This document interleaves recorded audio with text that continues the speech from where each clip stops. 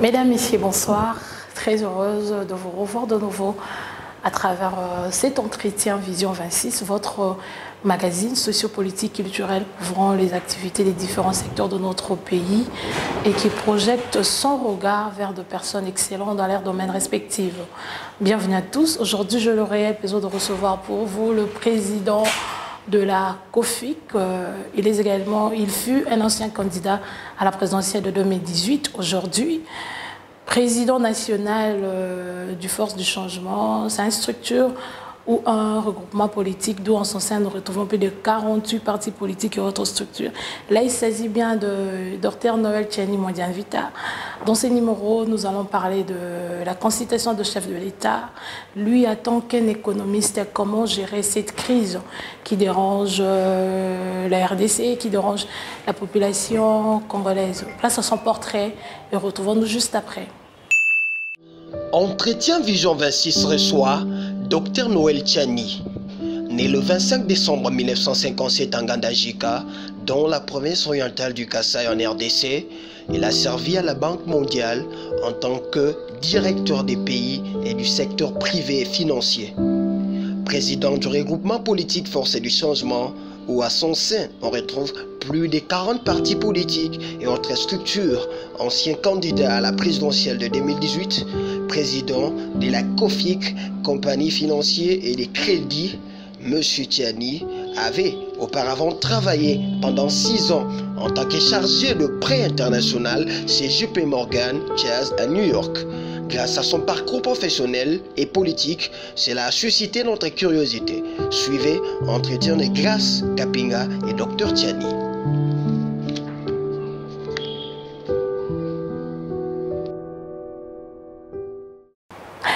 Bienvenue et merci de nous recevoir ici chez vous, Dr Noël Tchiani. Merci de m'accueillir sur votre plateau. Voilà, presque 2 ans,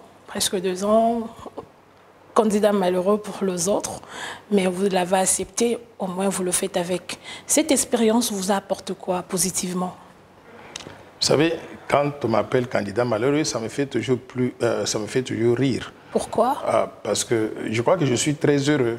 Donc, je souhaiterais plutôt que vous puissiez m'appeler le candidat le plus heureux des candidats malheureux. Pourquoi? Parce que moi, j'étais très content de l'alternance survenue au sommet de l'État. Je pense que Joseph Kabila était un piètre président de la République. Il avait très mal géré notre pays. Il avait commis beaucoup de dégâts à notre société, à notre population, à notre économie. Et il était important qu'il parte et qu'il y ait quelqu'un d'autre, quelle que soit la personne. Et j'étais content que parmi nous, il y a quelqu'un de l'opposition, Félix-Antoine Tshisekedi, qui l'avait emporté. J'étais autant content, c'est comme si moi-même j'étais élu président de la République. Donc je ne suis pas malheureux, donc je suis le plus heureux des candidats malheureux. Pourquoi? Parce que j'ai salué le changement au sommet de l'État.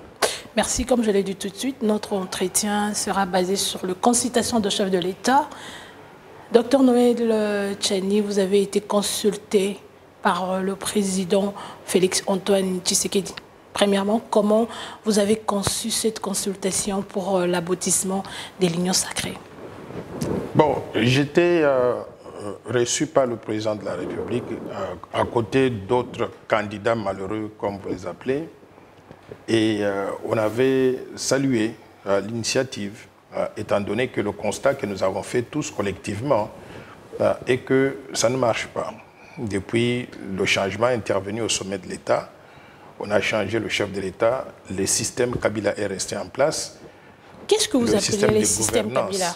Le système de gouvernance, c'est-à-dire que le même système de corruption, de détournement des fonds publics, avec les mêmes acteurs plus ou moins. Vous savez que nous avons un gouvernement de 67 ministres, dont au moins 44-45 ministres sont des ministres de Kabila, du FCC.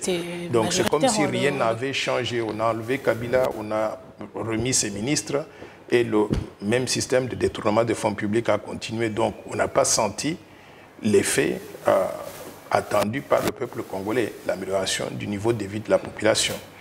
C'est ça que j'appelle le système Kabila, donc le système de mauvaise gouvernance, même si sur le plan de libertés individuelles, nous sentons qu'il y a ouverture d'esprit, il y a plus ou moins liberté d'expression, les Congolais à l'extérieur peuvent entrer dans le pays sans être inquiétés, les cachots de l'ANER ont été fermés, donc nous sentons cette différence-là, mais au-delà de ça, le niveau de vie de la population congolaise ne s'est pas amélioré. C'est ça qui a amené au constat qu'il faut qu'on trouve d'autres voies et moyens pour que le Congo soit géré différemment que ce que nous connaissons aujourd'hui, parce qu'actuellement, le Congo est géré par une coalition FCC-Cash. FCC, ça veut dire le système de Kabila, auquel on a dû ajouter quelques éléments du cash, donc ça n'a pas changé fondamentalement. Docteur Noël Tchani, vous avez présenté au président, pendant votre consultation, le plan Marshall de Noël Tchani. Pouvez-vous d'abord rappeler aux téléspectateurs c'est quoi le plan Marshall de Noël Tchani? Cela est basé sur quoi? Oui, le plan Marshall de Noël Tchani pour la reconstruction et le développement de la RDC partait d'un diagnostic que moi, en tant que spécialiste du développement, j'avais fait de la situation de notre pays. Et j'avais conclu que malgré l'abondance de toutes les ressources naturelles que nous avons, le peuple congolais vit mal. Vit mal parce que dans tous les domaines, nous n'avons pas atteint les objectifs de développement. Moins de 10% de la population ayant accès à l'eau potable, à l'électricité, très peu de routes qui existent et qui ne permettent même pas de relier toutes les différentes provinces du pays. Les aéroports et les ports que nous avons sont vétustes, ne sont pas des ports modernes qui permettent la libre circulation des personnes à moindre coût à l'intérieur du Congo. Et au-delà de cela, notre économie est très désarticulée et elle continue à être dépendante de quelques matières premières qu'on exporte d'ailleurs à l'état brut, sans transformation locale et sans création d'emplois pour le peuple congolais. Conséquence, 85% de la population active se trouve au chômage. Et moins de 10% de la population ont à manger tous les jours. En d'autres termes, 90% de la population, elle est pauvre, elle vit sur moins de $1 par jour. Après avoir fait ce diagnostic, je me suis dit, qu'est-ce que nous pouvons faire pour développer la RDC au profit de tous? J'ai proposé un certain nombre d'initiatives, de programmes à mettre en œuvre avec la participation de tout le peuple congolais pour que le Congo devienne un pays émergent en l'espace de 15 ans. Et ce plan qui était conçu pendant la campagne ou avant la campagne, je l'ai actualisé pour intégrer les défis soulevés par la Covid-19. Parce que le peuple aujourd'hui a réalisé que dans certains domaines, surtout qui touchent à l'homme et à la femme congolaise, nous avons réalisé que nous ne sommes pas à mesure de gérer ces questions des ressources humaines. Notamment, les soins de santé ne sont pas accessibles à tout le monde. Les hôpitaux sont vétustes au point où, quand on a dit que la Covid entrait dans notre pays, on a découvert qu'on avait à peine 65 respirateurs sur l'ensemble du territoire national pour un pays de 100 millions d'habitants. Ça veut dire qu'on ne peut sauver que 65 personnes à la fois. Si la Covid était entrée ici à grande échelle, tout le monde serait mort. Donc, j'ai pris ce diagnostic-là pour proposer 50 programmes à mettre en œuvre avec la participation de tous pour développer la RDC, qu'on devienne un pays émergent en l'espace de 15 ans, créant au passage des emplois pour tout le monde. J'ai présenté donc brièvement au président parce que le président connaît déjà... Est-ce que pensez-vous qu'il y aura un avis favorable sur cette proposition? Vous savez, la primeur de décision revient au chef de l'État. Moi, j'ai fait mon travail. Je lui ai parlé de ce que j'ai conçu et je réalise que je ne suis pas le seul. Il y a d'autres personnes qui viennent lui donner aussi donc leurs idées. C'est lui l'arbitre qui devra faire l'arbitrage entre toutes ces propositions venant de la part de différentes personnes, choisir donc les meilleures propositions qu'il estime on peut mettre en œuvre pour arriver à améliorer les conditions de vie de la population. Docteur Noël Tchani, peut-on croire qu'actuellement vous partagez le même avis que le président de la République? Donc vous l'accompagnez à sa vision contrairement au passé? Non. Depuis très longtemps, le président de la République et moi, nous partageons les mêmes avis. Vous savez que lui faisait partie de l'UDPS. J'étais très proche de l'UDPS pendant plusieurs années d'ailleurs. Avec son père avait béni le plan Marshall ici. Je lui avais présenté le plan pendant qu'il était vivant et le président ici était présent. Et il avait même dit, ce plan-là, c'est ça qui va sauver la RDC. Et ça, je me rappelle exactement de cette... Je pourrais vous montrer la photo quand je lui remettais le plan à main propre. Donc, depuis longtemps, l'UDPS et moi et l'UDPS, nous partageons la même vision du développement du pays. Maintenant, il est question de savoir comment. Mais après se le prendre. campagne, vous êtes un peu divisé là, après le campagne par rapport à la vision du chef de l'État. Mais pendant cette consultation, nous voudrons savoir, est-ce que maintenant vous accompagnez le président Félix dans sa vision? C'est lui le président. Moi, je ne suis pas président. Lui, il ne peut pas m'accompagner. Il n'y a que moi qui peux adhérer à sa vision pour l'aider à réussir à mettre en œuvre cette vision, étant donné que sa vision n'est pas différente, donc très différente de la mienne, même si dans les détails, il y a des particularités, étant donné que ma vision était écrite d'une main experte. Je peux dire que le chef de l'État a des grandes idées qui vont dans le même sens que moi, ce que je vois pour développer la RDC. S'il demande qu'on puisse l'accompagner pour mettre en œuvre sa vision, elle fera des différences dans la vie des Congolais. Donc je suis tout à fait d'accord avec ce qu'il essaie de faire au sommet de l'État. Et s'il me demande de l'accompagner, je le ferai volontiers, tout comme je demande à tout autre Congolais. Parce qu'on ne peut pas dire qu'il y a des problèmes avec notre pays, et quand il s'agit de travailler pour résoudre ces problèmes-là, tout le monde refuse et veut rester en dehors. Non, moi je suis disponible à entrer sur le terrain, à porter le maillot et à jouer comme tous les autres joueurs dans une équipe comme celle des Léopards, pour que nous puissions collectivement gagner. Et j'invite tout le peuple congolais. Parce que, vous savez, dans le domaine du développement, quand on a un programme de développement, un individu ne peut pas réussir. Un individu plus quelques individus qui constituent son équipe, ils ne peuvent pas réussir, même si cet individu-là est le chef de l'État. Ce qu'il nous faut, c'est mobiliser tout le peuple congolais, 100 millions que nous sommes, pour qu'il y ait certains d'entre nous sur le terrain en train de jouer et d'autres dans le stade en train d'applaudir, de soutenir l'équipe nationale. C'est comme ça que nous allons gagner. Donc, en matière de développement, il doit y avoir ce que j'appelle l'appropriation du programme du développement ou de la vision de développement. Et je pense que les consultations actuellement menées par le chef de l'État aboutiraient à cette définition d'une action gouvernementale qui a l'adhésion de tout le peuple congolais et que nous mettrions en œuvre, nous tous, pour que nous puissions réussir à répondre aux défis de développement que rencontre notre population. Restons dans cette consultation. Beaucoup de personnalités ont été consultées par le chef de l'État, contrairement aux quelques membres du FCC et celui de la MOUCA. Vous, en tant qu'un ancien candidat à la présidentielle de 2018, comment vous avez jugé le refus porté sur votre camarade ou ancien aussi candidat à la présidentielle, honorable Martin Fayulu Madidi, sur cette consultation? Je ne peux pas parler pour lui. Moi, j'ai fait des démarches pour que tout le monde participe à ces consultations. J'ai envoyé des messages directement à Martin Fayulu en tant qu'un ami personnel, en lui disant « Oublions le passé, regardons l'avenir, faisons une équipe commune et gagnons ensemble ». Ce message, il l'a reçu. Et je ne peux pas dire qu'à ce stade qu'il a refusé ou il n'a pas encore refusé parce que les consultations ne sont pas terminées. Et je continue à espérer que Martin Fayulu viendra autour de la table de la fraternité congolaise comme tout le monde pour que nous parlions tous des défis de développement auxquels nous sommes confrontés et qu'il pourra aussi participer comme toute autre personne à cette action que mène le chef de l'État pour développer le pays au profit de tous. Aujourd'hui, parlons coalition FCC Cash. Dans cette coalition, c'est comme s'il n'y a plus l'avenir entre cette coalition. Vous partagez cet avis? Est-ce que vous êtes pour le contre-mariage entre FCC et Cash ou vous espérez à ce que cet mariage continue pour la paix en RDC? Moi, je considère que la coalition FCC Cash est morte. Pourquoi? Elle est morte. Pourquoi? Parce qu'elle n'a pas donné les résultats escomptés. Quand on mène une action gouvernementale, ce n'est pas pour s'amuser, c'est pour réaliser des objectifs bien précis, améliorer les conditions de vie de la population, construire les infrastructures de base, construire les routes, les autoroutes, construire les chemins de fer, construire les écoles pour que les Congolais vivent mieux, créer des emplois pour que chacun de nous vive mieux. Il me semble qu'après 2 ans d'action gouvernementale menée par le FCC Cash, on ne fait pas de progrès. Bien au contraire, assistez, suivez Top Congo. Vous allez entendre telle personne du FCC qui dit ceci et l'autre du Cash qui dit le contraire. Et les deux s'affrontent donc sur les ondes publiques, en train de s'insulter publiquement. Ce n'est pas ça le genre de gouvernance qui peut développer un pays.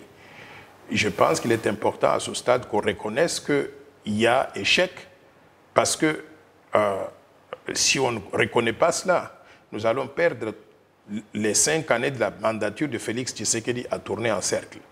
Il faut qu'on reconnaisse cela et qu'on prenne des mesures correctives pour qu'on puisse entreprendre une nouvelle action gouvernementale avec des nouveaux acteurs, cette fois-là, qui pourront avoir la même vision, partager la même vision que le chef de l'État. Et je pense qu'il y a possibilité que nous puissions réussir dans ces conditions-là. Donc, oublions la coalition FCC-Cash et moi, j'encourage le chef de l'État. Dites à votre copain de Kinkakati de vous laisser tranquille, de ne plus interférer avec la gestion du pays. Quand vous parlez de l'interfération, là, c'est ça qui pose problème. Les présidences de Félix Antoine Tshisekedi, comment est-ce que le sénateur a vu Joseph Kabila Kabange peut interférer sur le président de la République? C'est ça qui pose problème. Je vais vous expliquer comment il interfère. Vous avez vu, après l'installation du président de la République, je pense que c'était le 24 janvier 2019, on a mis 8 mois pour avoir un gouvernement. Quand on met 8 mois pour avoir un gouvernement, pourquoi? Parce qu'on continue à nous dire qu'il y a des discussions entre le FCC et le CACH pour former le gouvernement. Mais imaginez un pays agonisant, qui a des gens qui meurent de faim, et vous faites 8 mois pour mettre en place une équipe, parce que le FCC n'est jamais d'accord avec ce que propose le CACH, parce que le FCC veut tout contrôler, parce que le FCC ne veut pas laisser le président de la République tranquille. Et je vous donne un exemple. Aucun président du monde ne peut gérer un pays s'il n'a pas, avec son gouvernement, le contrôle sur ce qu'on appelle des ministères régaliens. Le FCC a pris tout ce qu'il y avait comme ministère régalien, ou bien tout ce qui a l'argent, parce qu'ils ne sont intéressés que par l'enrichissement. Ils ont pris le ministère des Finances, le ministère des Mines, ils ont pris la Banque centrale, ils contrôlent littéralement tout ce qu'il y a dans le pays comme argent, et avec ça, ils empêchent qu'on puisse payer les fonctionnaires de l'État. Ils veulent créer le mécontentement, ils veulent que le chef d'État puisse échouer. Ça, c'est le premier exemple. Deuxième exemple, les entreprises publiques. Toutes les entreprises publiques sont en faillite. Elles sont gérées depuis très longtemps par les gens du FCC. Et devinez quoi? Depuis 2 ans, le chef de l'État cherche à remplacer les mandataires à la tête de ces entreprises publiques qui sont en faillite. Joseph Kabila ne lui permet pas donc de le faire. Pourquoi? Parce que chacune des entreprises publiques est allouée à un membre de sa famille. Il y a telle entreprise qui travaille pour donner de l'argent à Olive Lembe, telle entreprise qui travaille pour donner à la sœur de Kabila, telle entreprise qui travaille pour donner de l'argent à lui-même Kabila. On ne peut pas continuer dans un pays comme ça. Troisième exemple. Un ancien chef de l'État qui a géré un pays où les gens meurent de faim devrait se soucier de changer le vécu quotidien de ces gens-là au point où, s'il pouvait se passer de son propre salaire, il devrait le faire.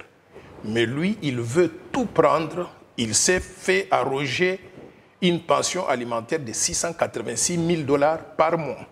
C'est-à-dire que la seule rémunération de Joseph Kabila par mois peut être utilisée pour construire toute une école qui peut enseigner 200, 300 enfants à la fois. Quel égoïsme! Donc, avec tout ça, nous sommes arrivés à la conclusion que ce monsieur-là et ceux qui travaillent avec lui ne veulent pas le développement du Congo. Ils veulent tout pour eux. Ils veulent opprimer le peuple congolais. Et on se demande même si tout ce groupe-là, s'ils sont congolais. Parce qu'un vrai Congolais ne peut pas avoir un tel comportement au sein de notre pays. Restons dans la consultation. Le président de la CENSA, Joseph Olenga Nkoyi, il a été consulté par le chef de l'État. Après sa sortie, il a déclaré très haut qu'il a conseillé au président de la République de voir son prédécesseur Joseph Kabila Kabange pour échanger et pour protéger ou réserver la paix au pays. Alors, vous partagez le même avis que Joseph Olenga Nkoyi? Je ne sais pas pourquoi il fait cette déclaration-là.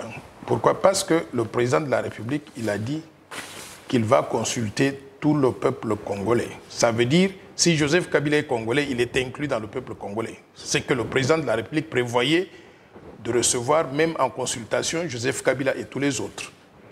Mais pour consulter quelqu'un, il faut qu'il accepte de venir aux consultations.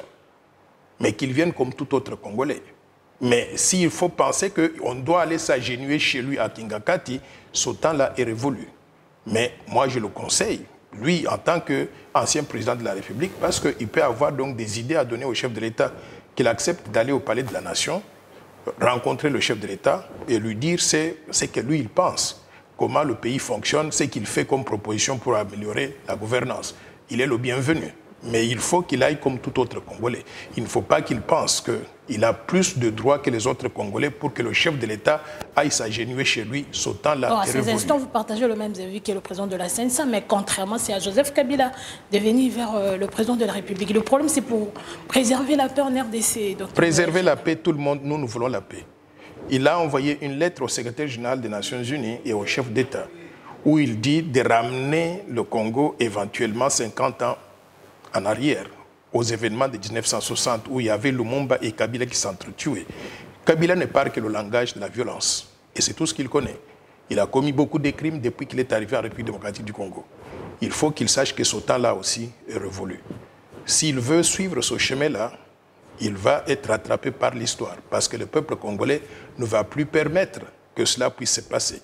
Et je voudrais dire à tout le peuple congolais, nous avons un fils maison, un fils congolais, président Félix Antoine Tshisekedi. Il est congolais, 100% congolais, nous savons d'où il vient. Si jamais il y a un problème, mettez-vous tous derrière le président de la République contre ceux qui sont venus d'ailleurs et qui veulent faire croire au peuple congolais qu'ils peuvent à tout moment commencer la guerre pour créer donc l'instabilité dans notre pays. Ce temps-là est révolu. Peuple congolais, mobilisons-nous derrière le président de la République. Voilà, nous poursuivons cet entretien avec Dr Noël Tchani, mondialité sur les consultations du chef de l'État et comment gérer les crises. Dr Noël Tchani, la consultation du chef de l'État, non-événement pour les uns, pour les autres c'est un événement. Presque 2 ans, nous constatons tous qu'il y a la crise dans tous les niveaux dans notre pays. Peut-on espérer après cette consultation qu'il y aura changement? Moi je pense oui. Pourquoi? Pourquoi nous avons échoué jusqu'à présent en tant que pays? C'est parce que le pays est géré par une coalition qui a des intérêts centrifuges. Vous ne pouvez pas avoir une équipe où les uns veulent aller vers le haut et d'autres tirent pour aller vers le bas. Ce que nous avons aujourd'hui dans cette coalition-là, le président de la République veut aller vers le haut, amener le Congo vers le haut, et le groupe FCC tire vers le bas pour paralyser l'action du chef de l'État. Il faut qu'on puisse mettre de côté les gens du FCC, qu'on élargisse l'équipe, qu'on amène tant d'autres Congolais qui veulent pousser ensemble le Congo vers le haut aux côtés du chef de l'État. Si nous faisons ça, nous allons faire des progrès. Je voudrais vous dire maintenant comment les choses vont se passer. Au niveau de l'Assemblée nationale, il y a une soi-disant majorité fictive d'ailleurs, contrôlée par le FCC. Pourquoi soi-disant? C'est réel. Elle est fictive parce que ces gens n'ont pas été élus. Ils ont été nommés. Donc nous connaissons les conditions dans lesquelles ils sont arrivés. Maintenant, parmi eux, il y a des gens qui sont congolais, mais qui sont pris dans une situation de conflit d'intérêts parce qu'ils ont peur de soi-disant leur autorité morale, là, qui est capable de tout à tout moment, qui leur donne des avantages financiers, mais qui contrôle même leur vie. Alors, ce que nous allons faire aujourd'hui, je pense que le chef de l'État va désigner un informateur. L'informateur va aller au niveau de l'Assemblée nationale, parler avec chaque député et demander s'il veut rester membre du FCC ou bien s'il veut adhérer à l'union sacrée de la nation que met en place le président de la République, cette nouvelle équipe gouvernementale. Et en ce moment-là, on va compter combien de députés ont changé de rue ou bien vont rester avec l'autre. D'après ce que j'entends aujourd'hui, il doit y avoir au moins 300 députés qui sont prêts à faire partie de l'union sacrée. S'il y a 300 députés, ça veut dire que le président de la République et son groupe au niveau du Parlement auront la majorité. Basé sur quoi le gouvernement, sur ça, le gouvernement Ilunga Ilunkamba va tomber. On va désigner un nouveau Premier ministre qui va former un nouveau gouvernement, mais cette fois-ci inclusif, pas limité au FCC et au CACH, mais un gouvernement inclusif regroupant tous les Congolais, basé sur la méritocratie. Et je pense que dans ces conditions-là, les choses vont changer. Restons dans des choses concrètes. Presque 2 ans, ce n'est pas ce que le Congolais attend du président de la République. La crise persiste dans tous les niveaux. Faisons tout ça bientôt 5 ans. Quel sera le bilan du président Félix Antoine Tshisekedi Mulumba? Restant dans ses pratiques, consultations, machin. Vous ne voyez pas, c'est pas ce que le Congolais attend de lui. Vous savez, c'est depuis 18 ans que le Congo est pris en otage. Et je veux que les Congolais puissent prendre conscience de ça. Et nous connaissons qui a pris le Congo en otage. C'est Joseph Kabila et les siens. Ils ont pris en otage au point où ils considèrent que le Congo, c'est une propriété privée de Kabila et de sa famille. Et je voudrais vous dire que Kabila aujourd'hui et sa famille, ils ont 123 entreprises, grosses entreprises, non pas simplement au Congo, mais à travers le monde, qui valent des milliards de dollars. Ils ont 120 concessions minières. Ils ont acheté la moitié de la République démocratique du Congo. Je vous donne l'exemple pour ceux qui sont de la province du Congo central. L'île de Mateba, une île prestigieuse. Kabila dit qu'il a acheté ça, ça lui appartient. Allez, le terrain de Kingakati, il y a plusieurs fermes comme ça sur l'étendue du territoire national. Partout où il y a des mines, il dit que ça lui appartient. Il a une pension alimentaire de 670 000 dollars par mois, 686 000 dollars par mois. Ça veut dire 8 millions de dollars par année. C'est la pension d'un ancien chef de l'État la plus élevée dans le monde. Pour vous donner une idée de comparaison, le chef d'État américain, un ancien chef de l'État, gagne 450 000 dollars par mois, par an. Et lui, il gagne 8 millions de dollars par an. 450 000 dollars à comparer à 8 millions de dollars. 450 pour un chef d'État américain, le pays le plus riche du monde. Et 8 millions de dollars pour Joseph Kabila au Congo, le pays le plus pauvre du monde aujourd'hui du point de vue. Ça veut dire qu'il nous prend pour des idiots. Donc, moi, je souhaiterais que nous puissions prendre conscience de cela. Avec ce système de gouvernance-là, le Congo ne va jamais décoller. Et Joseph Kabila n'a pas envie de laisser le peuple congolais se libérer, se développer. C'est une excuse pour le président de présenter aux Congolais. Si je n'ai pas pu faire ce que vous avez attendu de moi, c'est le gouvernement, c'est ce qui m'a bloqué. Vous savez, je n'ai aucun intérêt à dire au peuple congolais les choses qui ne sont pas réelles. Je veux que mon pays puisse se développer. Et j'analyse les choses très objectivement. Il s'est fait qu'aujourd'hui, là, tant que Joseph Kabila a le contrôle de ce système Kabila qui est en place aujourd'hui, le Congo ne va jamais se développer. Oubliez l'amélioration du niveau de vie de la population. Nous devons tout faire pour casser ce système-là. Le président de la République avait compris ça. Ça fait 1 an qu'il avait dit qu'il voulait déboulonner le système. Vous vous rappelez? Et les gens n'ont pas compris ça. Et on réalise 1 an, 2 ans après, que tant que ce système reste en place, on ne peut pas se développer. Donc, il nous appartient tous maintenant, peuple congolais, sur demande du président de la République, de nous mobiliser pour mettre fin au système Kabila afin que nous ayons la chance de développer notre pays au profit de tous. L'opinion stipule que vous luttez plus dans un instant pour la BCC, ministère de la Finance, ou soit de l'économie. Vous partagez cet avis? Je suis plus que qualifié pour faire tout ça. Je peux lutter. Vous luttez plus pour ça à ces instants ici. Je vais vous dire une chose. Je lutte pour développer la RDC au profit de tous. Messieurs, je voudrais vous demander de me donner les livres qui sont là. Enlevez juste la photo au-dessus et tous les livres. Et je voudrais vous montrer que je milite depuis très longtemps pour le développement de la RDC. Contrairement à ce que quelques gens qui se sont réveillés hier simplement voudraient dire. Donnez-moi aussi le gros livre là. J'ai commencé par rédiger une thèse de doctorat. Elle date de l'année 2000. Ça porte sur l'indépendance des banques centrales, l'obligation de rendre compte et l'impact sur la politique monétaire, application à la République démocratique du Congo. Depuis ce temps-là, j'ai fait tout pour que le Congo puisse avoir une économie florissante qui permette au peuple congolais de manger à sa faim. Donc, je n'ai pas commencé hier. Et ça, c'est depuis l'année 2000. Après cela, j'ai rédigé une lettre, Vision pour une monnaie forte. C'est un livre qui date de 2007. Ce livre-là dit au peuple congolais comment nous pouvons avoir une monnaie aussi bonne que le dollar et l'euro. C'est la bataille de ma vie. Après cela, j'ai publié La bataille pour une monnaie nationale crédible. La bataille, j'invite tout le peuple congolais à ce que nous puissions nous mettre ensemble, nous battre pour que notre économie devienne une économie florissante, afin qu'on ait une monnaie qui reflète la force de notre économie. Le franc congolais qui serait la seule monnaie qu'on utilise sur l'étendue du territoire national, qu'on mette fin à la dollarisation qui coûte cher au pays. J'ai publié ce livre-là en 2012. Mais avant ça, j'ai publié Building Credible Central Bank. Que faire pour que la Banque centrale du Congo devienne une banque centrale aussi crédible que la Banque centrale européenne, que la Fed américaine, que la Banque nationale suisse? J'ai publié ce livre en 2008.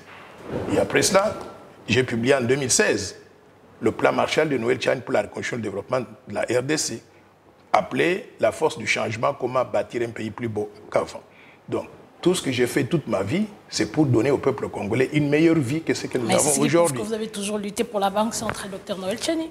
Mais où est le mal? Où est le mal? Je peux lutter pour la Banque centrale, je peux lutter pour l'économie congolaise, je peux lutter pour le peuple congolais. C'est pour ça que je voulais devenir président de la République. Et je n'ai aucune honte pour cela. OK? Si on me demande aujourd'hui d'être gouverneur de la Banque centrale, j'accepte à la minute. Si on me demande d'être Premier ministre, j'accepte à la minute. Je sais que je peux le faire. Si on me demande d'être ministre des Finances, j'accepte à la minute, je peux le faire. Et si vous me demandez, vous, peuple congolais, que je devienne président de la République, j'accepte à la minute. Pourquoi? Parce que je sais que je peux le faire. Voilà, nous poursuivons cet entretien avec Dr Noël Tchani Mwadi Anvita, ancien candidat à la présidentielle de 2018. Parlons crise en présent, presque 2 ans. Tout est presque bloqué, 85% de la population au chômage, alors que les experts, alors que vous êtes un expert en économie, pouvons-nous nous expliquer quelles sont les causes qui font que la crise persiste dans notre pays? C'est parce que nous ne sommes pas sérieux en tant que peuple. Nous acceptons du n'importe quoi. Pour résoudre la situation de notre pays aujourd'hui et que nous vivions mieux, nous avons besoin de commencer par avoir un leadership exemplaire.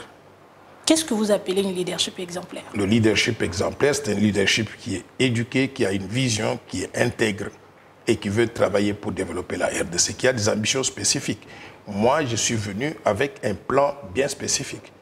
Le plan Marshall de Noël Tchani pour la reconstruction et le développement de la RDC. Si nous le mettons en œuvre, je vous assure, en 15 ans, ce Congo devienne comme tout autre pays émergent, ressemblant à la Corée du Sud, avec un PIB par habitant de 15 000 $, à comparer à 458 000 $ aujourd'hui, avec toute la population ayant du travail, à comparer à 85% de la population active au chômage aujourd'hui. Donc je sais exactement ce que nous pouvons réaliser en mettant en œuvre notre vision. À part donc le leadership, il faut qu'on ait une population de qualité. C'est pour ça que j'insiste sur l'investissement dans le capital humain, à travers l'éducation, à travers le système de santé.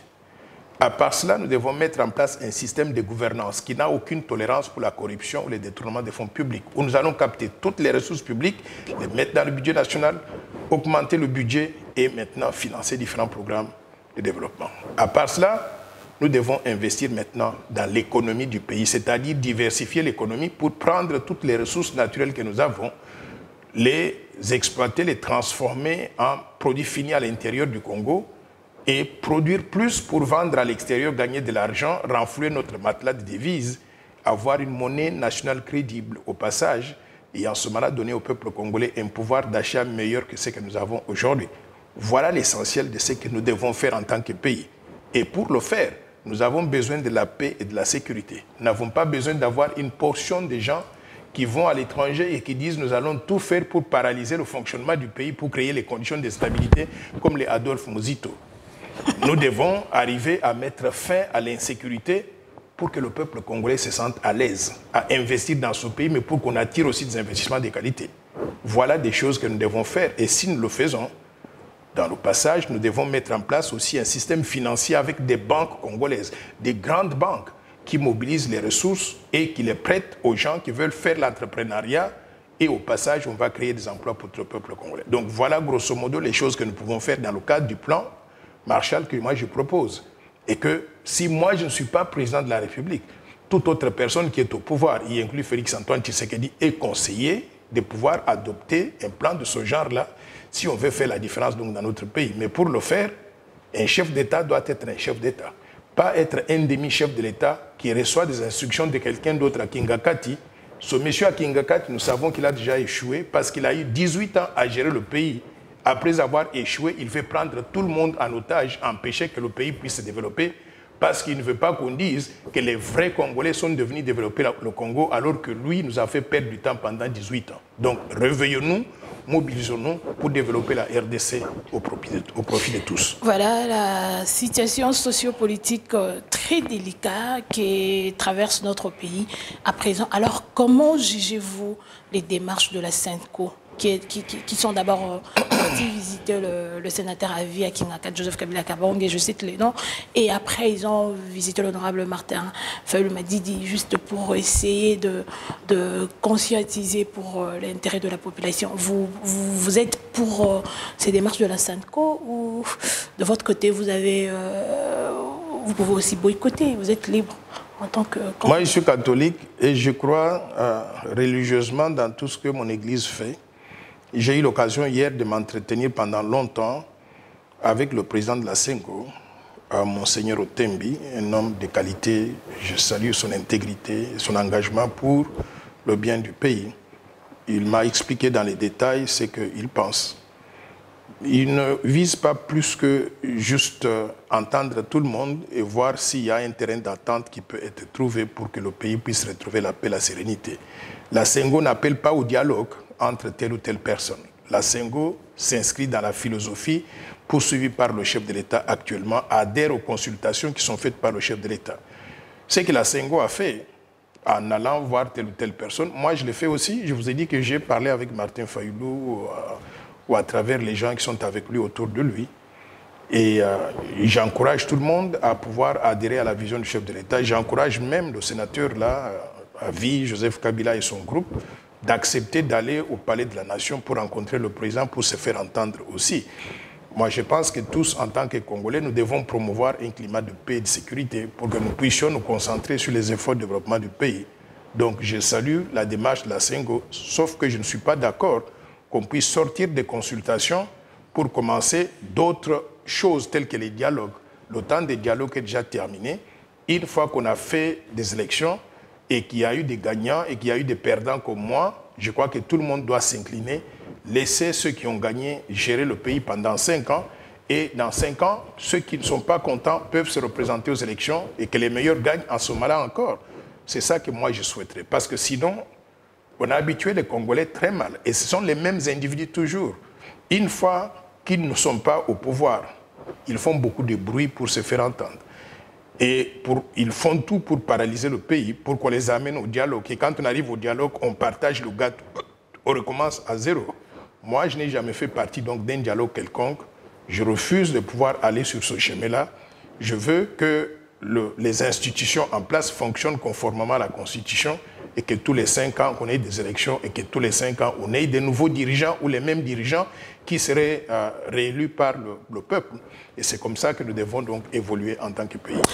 Restons dans cette consultation pour Madame F. Bazaïba, le tout premier qui avait évoqué ou parlé du plan de sortie des crises pour une dialogue, c'était l'honorable Martin Fayoulou Madidi. Est-ce que vous partagez cet avis, qu'il était le tout premier à constater qu'il y avait effectivement crise? Je ne partage pas du tout cela. Je vais vous dire pourquoi. Moi, j'avais eu l'occasion de rencontrer F. Bazaïba aux États-Unis. Et quand je suis venu ici, je l'avais rencontré aussi. J'avais rencontré Martin Fayoulou. Et vous savez quoi? Je leur avais présenté le plan Marshall de Noël Tchani pour la reconstruction et le développement de la RDC, qui disait dans la partie diagnostic que notre pays est en crise, crise profonde, crise de société, crise de gouvernance, et que nous ne faisons pas de progrès dans le domaine du développement. C'est pour cela que j'avais proposé le plan Marshall. Donc le plan Marshall, c'est une réponse à une crise récurrente. Donc je n'ai découvert rien du tout dans ce qu'elle dit là. Donc j'avais fait ce diagnostic-là et je veux que les Congolais reconnaissent que notre pays est paralysé, ne fonctionne pas, ne fait pas de progrès. Pour régler cela, moi j'ai proposé le plan Marshall. C'est un plan qui, étalé dans le temps, peut régler toutes les crises de gouvernance, d'institutions, de sécurité économique, ainsi de suite, sociale, pour arriver à donner au peuple congolais un pays qui fonctionne donc normalement. C'est dans ce sens-là que je m'inscris dans les démarches aujourd'hui. Que fait le chef de l'État? Les consultations. Pourquoi? Parce que c'est une façon de régler les crises récurrentes auxquelles nous sommes exposés et qui ne permettent pas à notre pays donc d'avancer. Nous avons tous constaté et nous avons vu la nomination de 3 juges nommés par le président de la République. Pour Lausanne, c'est une violation de la Constitution. L'ASBEL, JKK déjà, compte marcher pour dire non à la violation de la Constitution. Dr Noël Tchani, est-ce que la nomination de ces 3 juges fait partie de la violation de la Constitution? Les 3 juges ont été nommés, ils ont été installés, ils ont prêté serment et ils sont effectifs. La Cour constitutionnelle a même commencé à se réunir. Cette page-là est tournée. Restons dans la Nous avons une Constitution. institution. J'arrive. Cette page-là est tournée. En restant dans la Constitution, je voudrais vous dire qu'une Constitution, il faut la lire dans le temps. Et il faut lier les événements aux autres pour savoir s'il y a violation ou pas.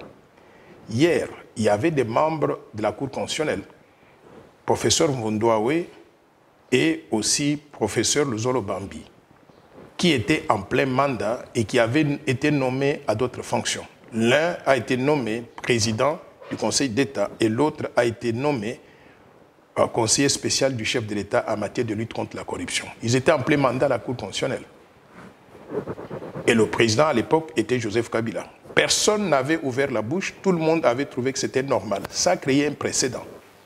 Ce précédent-là, n'ayant pas été contesté dans le passé, si on le fait aujourd'hui, on ne peut pas donc dire que celui-ci a violé la Constitution alors que son prédécesseur avait fait la même chose. Toujours à faire des choses illégalement parce que non. Passé, moi, si on dit qu'on fait des choses illégalement, il faut qu'on retourne à la Cour constitutionnelle au moment où Vundoawe et Luzolo Bambi avaient été nommés ailleurs.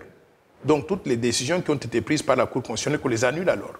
Parce qu'on considère alors que cette Cour constitutionnelle-là, après le remplacement de ces deux juges, n'était pas constitutionnelle, n'était pas légale. Donc si on a accepté ça, il y a en droit ce qu'on appelle un précédent. Il y a en droit ce qu'on appelle jurisprudence. La jurisprudence congolaise, bonne ou mauvaise, est celle-là. Donc, ce président n'a fait que suivre la jurisprudence d'avant, et ce qu'il a fait est tout à fait conforme à la Constitution. Il n'y a pas de violation de la Constitution. La Cour constitutionnelle, elle est légale, elle a commencé à travailler, et il faut qu'on les laisse fonctionner. Parlons de sécurité dans l'Est du pays. Rien ne marche dans l'Est du pays.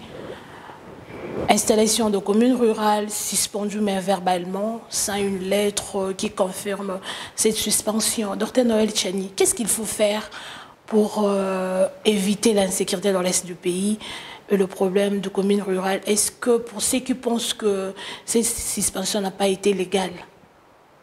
Tout le monde pense que la création de la commune de Minembwe n'était pas légale. N'avait pas été approuvé par l'Assemblée provinciale du Sud Kivu. Et ce qui a été fait de façon frauduleuse par Azarias Roberwa et ses copains. Donc, sur cette base, et le chef de l'État s'est prononcé aussi là-dessus. Je pense que sur cette base-là, il faut maintenant qu'on prenne des actes juridiques pour annuler officiellement la commune de Minembwe et qu'elle retourne à son statut d'avant pour éviter qu'on reste dans cette tradition bantou, tradition orale. Donc, je crois qu'il y a des gens qui doivent saisir, s'ils n'ont pas encore fait cela, qui doivent saisir le Conseil d'État, et le Conseil d'État doit prendre une décision qui va officiellement annuler la commune de Minembwe officiellement. Et nous voulons que Minembwe continue à être un territoire congolais, et nous ne voulons pas qu'il y ait une portion des terres de la République démocratique du Congo qui sera réservée aux réfugiés rwandais ou réfugiés venant de n'importe quel pays. S'il y a des gens qui sont des réfugiés et qui sont venus de leur pays et qui sont venus dans notre pays et qui ont demandé qu'on leur reconnaisse la nationalité, on peut leur reconnaître la nationalité, mais à condition de ne pas réclamer une portion des terres qui deviendrait leur terre, au détriment donc du reste de la population congolaise.